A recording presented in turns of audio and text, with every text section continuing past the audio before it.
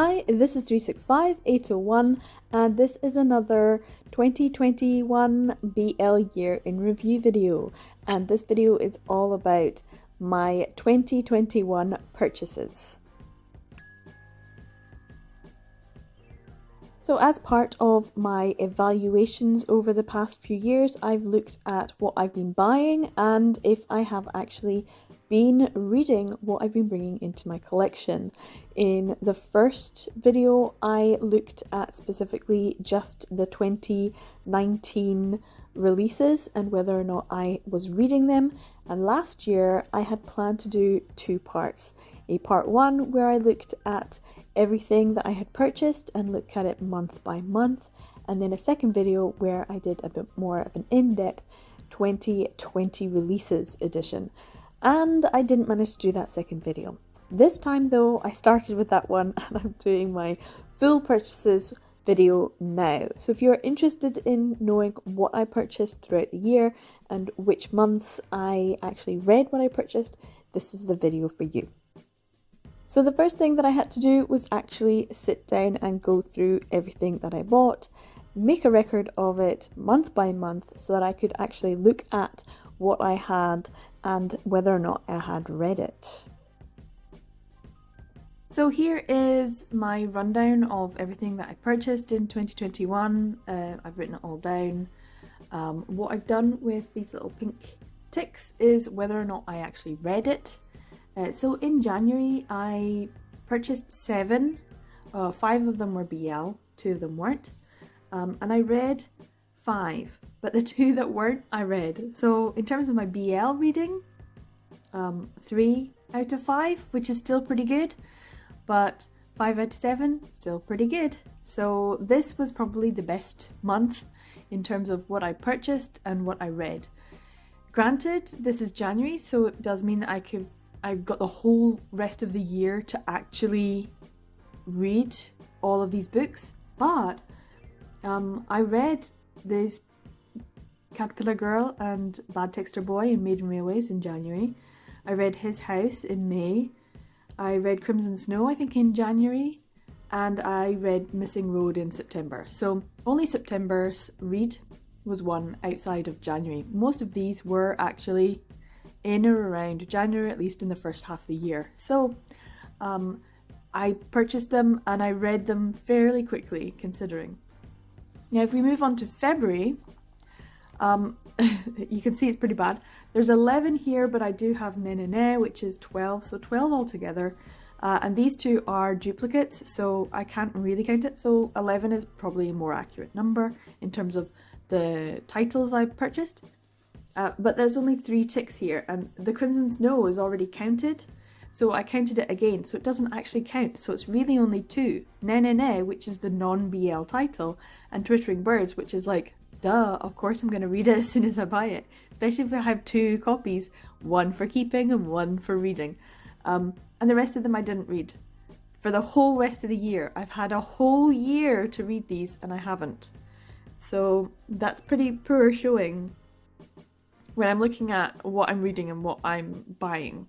Now if we look at March, it looks like it's a smaller month, but actually it is 25 volumes because it's the full Let Die, as well as 6 volumes of 1001 Nights. And I only read 1, and that was Mummy a Dollhouse, and that was like one of the cheapest, £4.49. But only 1 out of 25 is horrendous. It's really bad. So it's not a good percentage at all. I do feel really bad about it, especially because I didn't really particularly enjoy Mummy a Dollhouse. I knew I wasn't going to, but I was reading it for House anyway. But I feel like purchasing it for the month of May buzzword House kind of defeats the purpose. Although I did read it and it was okay. Not brilliant, certainly not anything I'm happy to have spent time reading when there's other things to read. Talking about that, Lonely Egotist, such an expensive volume. I did try, I haven't ticked it because I didn't complete it, but I did start it. It's a DNF for now rather than a real DNF. I will read this at some point. So here we have 17 volumes and 1, 2, 3 ticks. Two of those are highlighted, you can see. That means it's a 2021 release. So I've purchased and read a 2021 release. So there's only 3 ticks out of 17, which is also a really bad percentage, especially with this month costing me £151, which was, I think, the most expensive month, April, for 17 volumes. Considering I got like a full Let Die set, 25 volumes in the previous month for 115.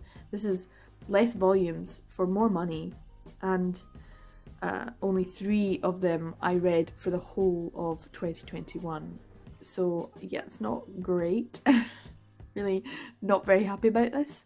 Then we go on to May, and we have 10 volumes. 2 of them were gifts. One of them I do want to read, Don't Call Me Daddy, but everyone has said read Don't Call Me Dirty first, and I don't have a copy, so I don't want to read it until I get a copy of that one. So it's kind of like, ooh, I would have read that for sure, but people said no, hold off. If you think otherwise, let me know in the comments down below. As you can see, 10 volumes of print, and I read 3 of them, which is actually an okay percentage, that's 30%. But also, once again, if you look at the highlighted sections, these are all 2021 releases. And all of these over here, I totally forgot about. I probably could and should have read them, but I did not. So yeah, these are the digital ones, which I'm not really counting, but I obviously don't count them because I didn't. If we go over the page to June, this is one of the worst. This is the worst month. This is the worst. June, where I purchased 9 volumes for £80, and I did not read a single one the whole year. So this is pretty bad. This is pretty bad. July, we can move on to. Let's just forget June. July. It does have 3 ticks, but I actually accidentally ticked that one because I thought I had read it, and then I realised no, it's volume 5, and I haven't read it. I want to do a reread. Almost every time I get a new volume of Candy Colour Paradox, I do a reread of the whole series, and then get annoyed because the things that annoyed me about the translation every time annoy me about the translation every time. So yeah. Maybe I won't do a reread. Maybe I'll just do like a reread of volume 4 and then do volume 5 in 2022. But yeah, so 11 volumes because I got all of these and only 2 of them I have read, and that's because I did a big read and then continued read of Don't Be Cruel later on. Only Serious About You is a duplicate, and I've read this before, but in terms of in 2021 I did not read it. I would like to do a reread of the whole series. Maybe a buddy read would be good. So if anyone wants to buddy read Only Serious About You, we can make it like a month pick. We should have a book club. BL book club. August, I purchased 0. We'll see why. But I did buy The Night Beyond, volume 8, and I did buy this. So this August, 100%. Yay! Compared to June, which was 0%. 2 months later, I only purchased 1 and I read it. And that's maybe telling, you know, like if I'm going to buy one thing, then I should read that one thing. So reading everything I buy might be a way to reduce the amount that I'm purchasing, because I really need to save my money. September is a pretty bad month as well. We have first half of it down here. We've got 2 you can see highlighted. They are 2021 releases. And then over at the top, if we just move it along, you can see that I have a couple more 2021 releases, and they're the ones that I have read. So out of 14 for September, costing £121, I only read 2 of them, and they were 2021 releases. So October, we have another abysmal month. Okay, maybe October's the worst. Yeah, maybe October's the worst because it's just 1 more than June, so it's 10. But technically I did get Utahime and Olympus, so it's actually 12, and I did not read a single one. So yeah, October's the worst in that respect. It would be 100% of not reading like a 0%, except here, if we have a look, I did buy a digital title at the end of October, Night Beyond, Volume 9, and I did read that. So does that mean it's not 100%? If I include the digital, versus not including the digital, and I kind of feel like I should include the digital, and then this wouldn't be a 0%. But in terms of print, it's 0. There's no 2021 releases either, and that's also the same as June. There was no 2021 releases purchased, no 2021 releases purchased. I didn't read them. On to December. This is we can look at November. It's 0, and I didn't read any of them there. So obviously that's like 100% or a 0%, depending on what you're looking at. It's kind of a null and void month. And then we've got December. Now, December is obviously the end of the year, and you don't have a lot of time to read everything compared to, say, January and February. So I don't expect to have read everything. In fact, I don't expect to have read very much of it. There are 11 volumes for £107, and 2 of them have been ticked. That's because Twittering Birds, Volume 5, I did read. Technically, it came in November, but I'm putting it in my December haul, so I'm putting it in my December wrap-up here. And I did read that. And I did read My Love Mix-Up in the first week of January, but because I have recently read it and it's enough time, I'm putting it in as ticked. Yes, I've read this. I purchased it and I've now read it. I was wanting to read MADK 2, but a lot of people said just wait and hold off till you get a volume 1 and then read it. I would have just ripped open and read it, but I'm like, no, maybe I shouldn't. Everyone said don't do that. So yeah, there are a few here that are novels. So obviously we've got MXTX novels here, Heaven's Official Blessing, Grandmaster of Demonic Cultivation, and Scum Villain. So these 3 here I do plan on reading. I'm not sure if I want to read them as they come out or do a big read once I've collected them all, because as I've said before, I have read these already when they were where they were fan translations rather than official, but I am collecting them officially because support the industry, and also because I never thought these would ever get published, so I'm very happy about having them in the collection. But I haven't read them yet, so I think I might read them just to be like, yeah, you read what you bought. That would probably be a good thing to do.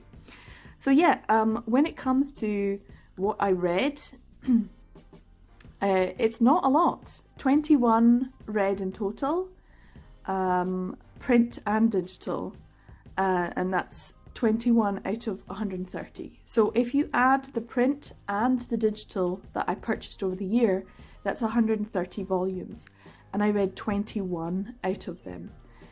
When it comes to 2021 releases, there's 28, and I read 13 of them.